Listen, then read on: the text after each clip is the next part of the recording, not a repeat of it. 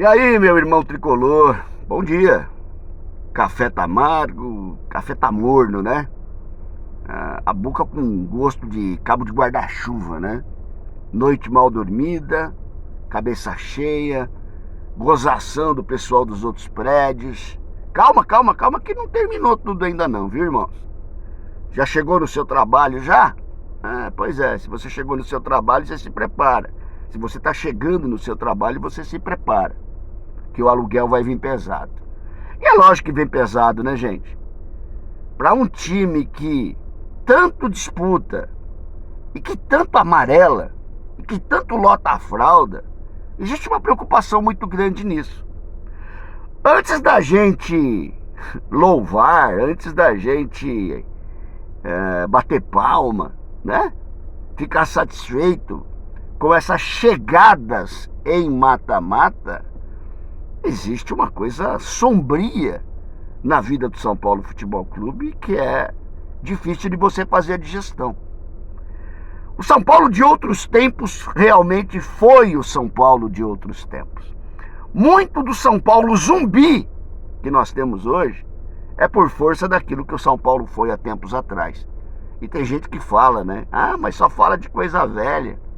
Só lembra da coisa antiga do São Paulo. Pois é, me dê coisas boas novas do São Paulo. Eu quero boas novas do São Paulo, que realmente façam a gente encher o peito de alegria quando a gente assiste o time num momento de decisão e realmente vê o time se comportar como o São Paulo Futebol Clube num momento de decisão. Faz tempo que eu não vejo isso, viu, gente? Eu vou dizer uma coisa para vocês, cada vez mais fica provado que a Copa do Brasil camuflou. A Copa do Brasil enganou, na verdade, apesar da comemoração, da festa e de tudo aquilo que nós fizemos. A Copa do Brasil camuflou a incompetência dos nossos dirigentes e a qualidade pífia da maioria dos nossos jogadores. Rony Altieri, São Paulo Raiz na área. Tem gente que não vê isso? Tem. A galera, por exemplo, que é mais nova e que não sabe o que é um São Paulo Futebol Clube maior e que não amarelava em decisões, possivelmente vai estar satisfeita com isso, né? O pessoal que recebe as benesses da direção para continuar apoiando essas aberrações que a gente tem visto, possivelmente vai dizer que está tudo bem. Eu chamo todo esse pessoal de uma coisa só, as pessoas que vivem de migalhas. As pessoas que vivem das migalhas do São Paulo, do que restou do São Paulo, que é isso daí, né? Uma administração única e exclusivamente preocupada com o seu sucesso pessoal e a política interna do clube, é isso que virou São Paulo. E jogadores dentro de campo que não são cobrados e fazem o que bem entendem, né? Com relação ao São Paulo, infelizmente, isso vai se somando e se acumulando. Alguém realmente, aí o pessoal, eu coloquei uma planilha aí, eu vou colocar de novo, durante a semana antes do jogo, muita gente fala assim pra mim, Rony, mas o número foi feito para ser quebrado. É verdade, eu concordo. Só que os caras não quebram. Os números têm apenas confirmado isso que todos nós, que somos combativos, tem falado, né? Até brinquei lá no texto, eu vou até colocar de novo. Eu brinquei lá, pessoal, que esse jogo não vá para os pênaltis. Não é porque a gente é bidu, não. É porque tem um histórico de amarelada.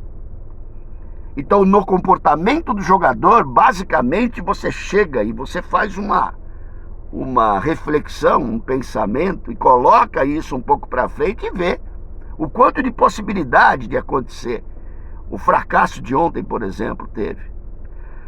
Senhores, o fracasso de ontem, ele passa por várias questões. Eu ficaria aqui horas, né? Só que eu tenho 10 minutos do meu vídeo para poder falar com vocês. Passa pelo momento financeiro difícil que tem o São Paulo e o que deixa de ser arrecadado. Ontem uma renda de quase 8 milhões. Parabéns, torcedor tricolor. Você é a única coisa que sobrou do São Paulo, é a história do São Paulo, a camisa do São Paulo e o torcedor tricolor. É a única coisa que restou do São Paulo Futebol Clube. por história entendam grandes ídolos, conquistas e tudo mais. O que restou do São Paulo foi isso, né?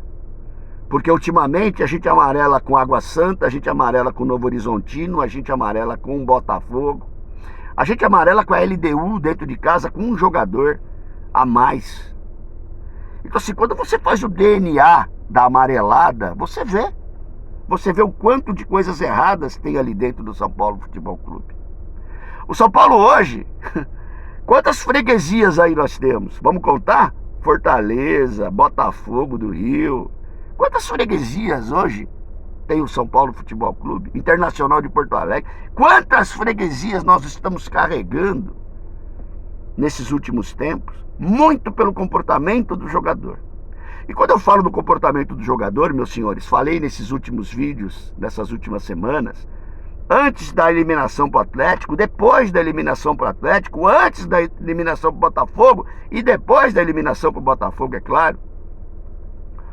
É aí que você vê como é que o teu jogador está preparado para uma decisão. É aí que você vê qual é a qualidade que tem o teu jogador.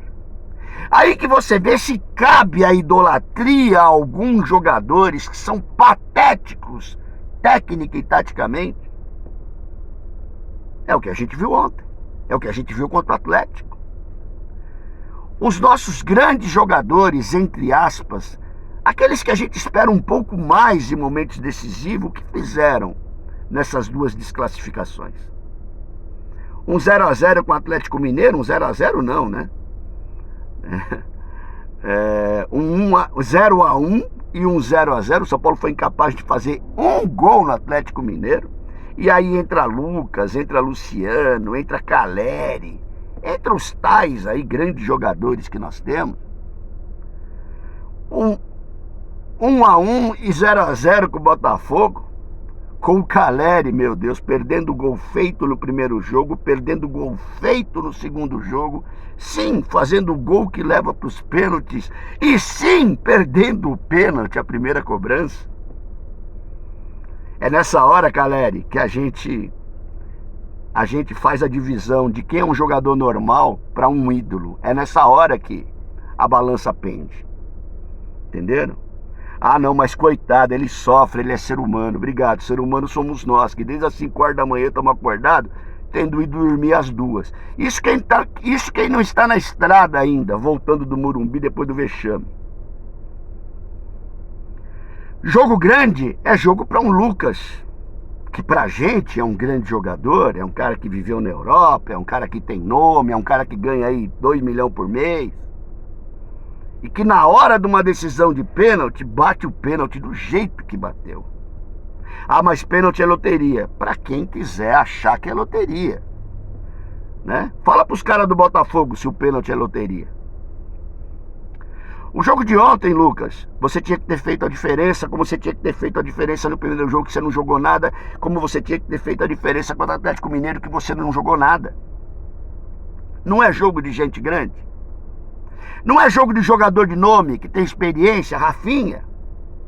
Tudo bem, a gente sabe das limitações físicas do Rafinha. Ontem o São Paulo apertando naquele final de jogo, o Botafogo desesperado. E o Rafinha me arruma uma confusão na lateral do campo que paralisa o jogo. Pra que eu preciso de burrice desse tamanho, Rafinha? E você sabe qual é a cereja do bolo? O jogador sai e a torcida tá aplaudindo ele pela merda que ele fez no final do jogo. É muito difícil a gente ver essas coisas, viu, senhores? É muito difícil a gente ver, por exemplo, o Zubeldia, que fez cagada, foi incapaz de arrumar o time para fazer um gol no Atlético, e fez cagada, porque no primeiro jogo do Atlético ele recua o time, e a gente apanha no finalzinho do jogo. Ele foi incapaz de arrumar o time para fazer um gol. Como ele foi incapaz contra o Botafogo, fez merda quando escalou os 3 zagueiros, e a gente não perdeu ali já a vaga por sorte. E ontem ele monta um time, fica treinando o time, com 30 minutos ele muda completamente o time. E muda pra nada, porque o São Paulo foi um pouco apenas diferente do que estava sendo com o William. Nessa hora que a gente imagina que tem os grandes nomes, grandes entre aspas, hein? Não é comparando nada com o que o São Paulo apresentou lá atrás, que a gente inclusive viu e não faz muito tempo. É nessa hora que os grandes nomes fazem a diferença. E é nessa hora que, infelizmente, se tratando de diretoria do São Paulo, e se tratando de jogador dentro de campo, e se tratando de treinador, a gente tem o tamanho da decepção que a gente tem. Eu, pelo menos, fico envergonhado de ver a minha camisa passar pelo vexame, mais um, dentro da nossa casa, com 70 mil torcedores na arquibancada, com 8 milhões de renda, entregando um resultadozinho de merda, como esses caras entregaram pra gente. Ou tem alguém achando que eu vou passar por e bater palma pra isso. Tem gente que vai. A turma da migalha, é isso que vocês são, quando aceitam esse estado de coisas. Alguma coisa pior do que isso? Ontem, pra mim, o São Paulo deu o título do Campeonato Brasileiro pro Palmeiras. Querem printar aí para depois me cobrar? Fica à vontade. Ontem, pra mim, o São Paulo deu o título também do Brasileiro pro Palmeiras, mais uma vez. Mais uma vez, além da competência do Palmeiras, é claro. Segunda coisa, domingo nós vamos tirar o Corinthians do Z4, é isso? Com a palavra aguerrerada, fralda cheia dentro do campo e a diretoria omissa e incompetente fora dele. Rony Altieri, São Paulo Raiz na área, que vocês tenham uma quinta-feira abençoada. Tamo junto.